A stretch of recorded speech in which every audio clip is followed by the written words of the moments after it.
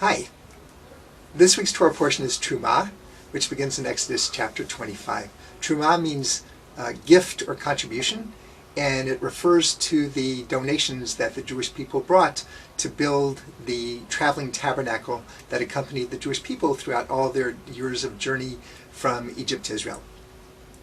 At the beginning of the portion, in verse 8, God says, and let them build a sanctuary for me, so that I may dwell among them.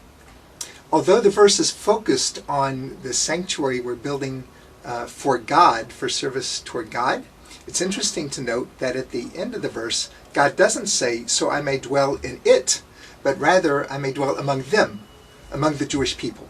There's a wonderful story by a famous Hasidic Rebbe, Rabbi Menachem Mendel of Kotsk, who has a beautiful insight that really relates to what we just said.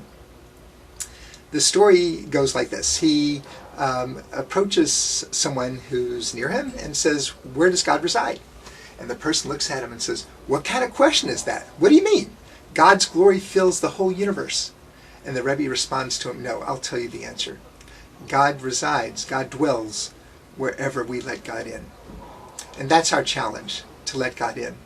And even though God wants to dwell among us, the Jewish people, as we saw in that verse that we looked at, that in order for that to be fully experienced and to happen in a meaningful way, we need to let God in.